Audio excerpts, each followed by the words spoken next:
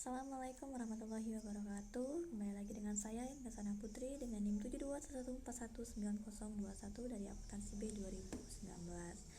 Nah, untuk materi kali ini kita akan membahas mengenai sistem pendukung pengambilan keputusan.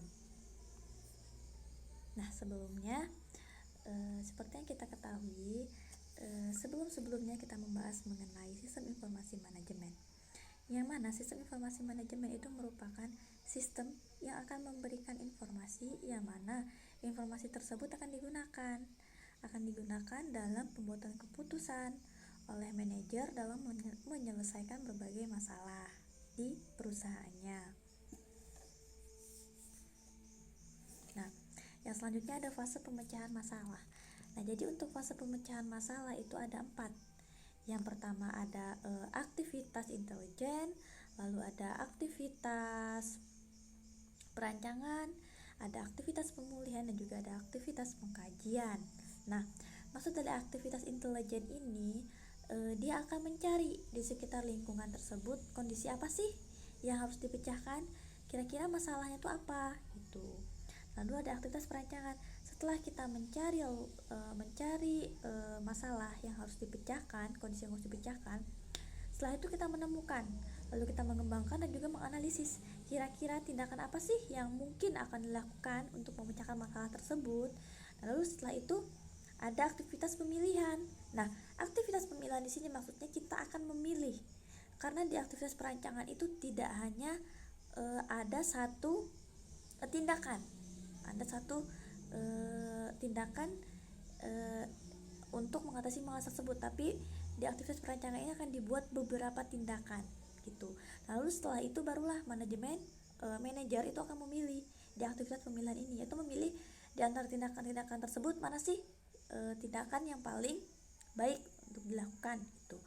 Lalu ada aktivitas pengkajian, yang mana aktivitas pengkajian ini maksudnya ialah dia akan memeriksa pilihan-pilihan yang telah lalu. Oke. Yang selanjutnya di sini ada kerangka pikiran pemecahan masalah. Yang mana kerangka pikiran pemecahan masalah itu ada 2. Ada model sistem umum perusahaan dan juga ada model 8 elemen lingkungan. Yang mana kedua model ini sudah dibahas di bab 2. Oke, saya akan mereview sedikit. Jadi untuk model sistem umum itu dia kerangka berpikir perusahaan itu sebagai suatu sistem yang mana dia akan mengidentifikasi elemen-elemen penting yang harus ada serta aliran data, informasi, dan juga keputusan yang menghubungkan elemen-elemen tersebut. Seperti yang kita ketahui, untuk model sistem umum perusahaan itu dia menggunakan 2 aliran. Ada aliran sumber daya fisik dan juga aliran sumber daya virtual. Yang mana aliran sumber daya fisik ini sifatnya nyata, lalu virtual itu kan kalau aliran sumber daya virtual seperti yang kita ketahui, virtual di sini artinya tidak nyata itu. Selanjutnya ada model 8 elemen lingkungan. Nah, model 8 elemen lingkungan itu ada apa saja? Yang pertama ada pemerintah, masyarakat global, pelanggan, pesaing, pemegang saham atau pemilik, serikat buruh, pemasok, dan juga masyarakat keuangan. Nah, model lingkungan di sini itu akan memahami lingkungan perusahaan dan juga interaksi antara perusahaan dan juga masing-masing dari elemen tersebut dalam bentuk aliran sumber daya. Contohnya seperti pemasok, dia akan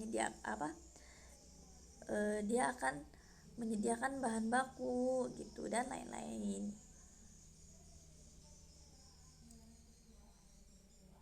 Nah, yang selanjutnya adalah pendekatan sistem, yang mana pendekatan sistem ini dia terdiri dari beberapa tahap, yang mana setiap tahapnya terbagi lagi menjadi beberapa langkah.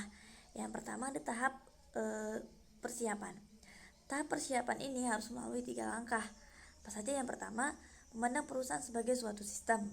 Lalu yang kedua, menganalisis sistem perusahaan. Lalu yang ketiga, mengidentifikasi subsistem perusahaan. Tahap yang selanjutnya itu ada tahap usaha definisi. Nah, di tahap usaha definisi terbagi menjadi 2 langkah. Langkah pertama itu bergerak dari tingkat sistem ke subsistem. Lalu langkah selanjutnya menganalisis bagian sistem dalam urutan tertentu. Nah, untuk tahap ketiga itu ada usaha solusi dengan 5 langkah.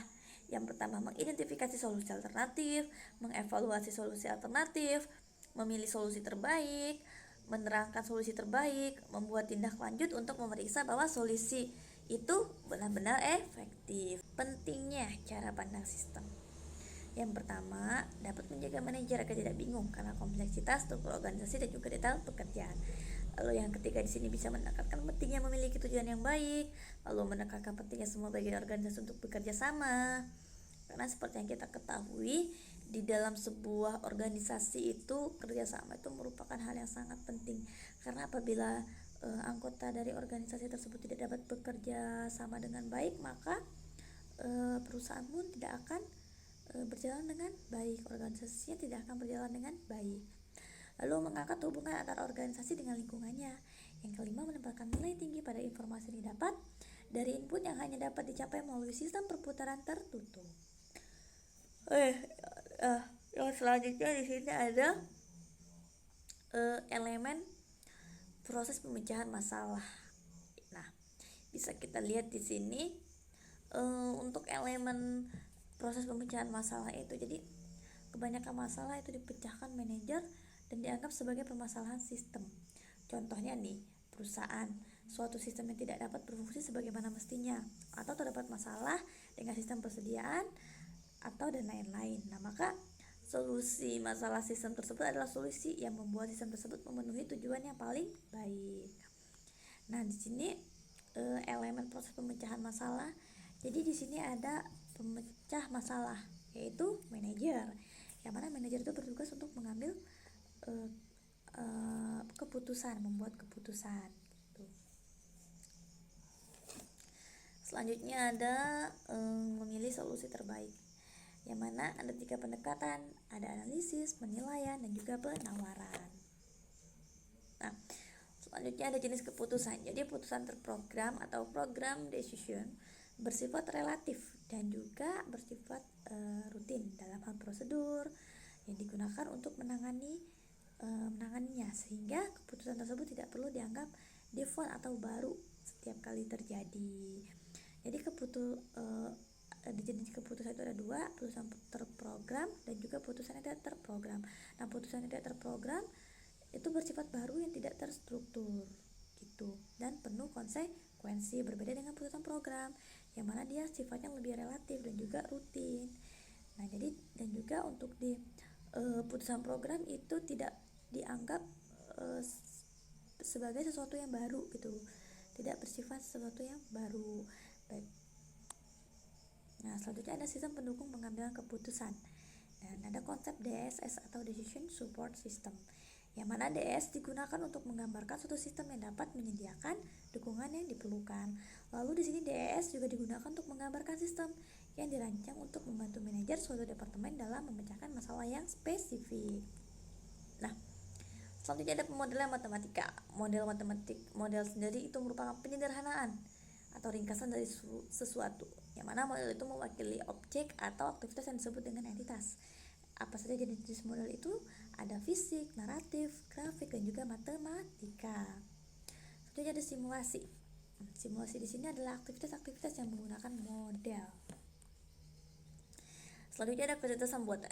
Kecerdasan buatan itu merupakan aktivitas penyediaan mesin, contohnya seperti komputer, yang memiliki kemampuan untuk menampilkan perilaku yang akan dianggap sama cerdasnya dengan kemampuan yang ditampilkan oleh manusia. Untuk selanjutnya itu ada wilayah L, yang mana wilayah L ini ada sistem pakar. Selain sistem pakar juga terdapat area-area kerja lain, contohnya seperti jaringan saraf tiruan, sistem tanggap cepat robot, perangkat kelas kecerdasan buatan, dan juga sistem pengolahan data. Selanjutnya ada sistem pendukung pengambilan keputusan. Ada konsep GDSS dan juga ada konsep GDSS, yang mana konsep GDSS ini merupakan sebuah sistem berbasis komputer yang membantu sekelompok orang dalam melakukan sebuah tugas untuk mencapai tujuan yang sama. Lalu, bagaimana sih GDSS berkontribusi dalam pemecahan masalah? Nah, asumsi yang dasar GDSS adalah komunikasi dan akan lebih baik menghasilkan keputusan juga yang lebih baik. Jadi, komunikasi yang baik di sini akan menghasilkan keputusan yang lebih baik. Selanjutnya ada letak lingkungan ke DSS. Yang pertama ada ruang keputusan, jaringan keputusan wilayah lokal, sesi legislatif, dan juga konferensi yang dimediasi komputer. Nah, mungkin cukup sekian presentasi saya hari ini. Apabila ada kesalahan saya mohon maaf. Saya akhiri wabillahi taufiq wal hidayah. Wassalamualaikum warahmatullahi wabarakatuh.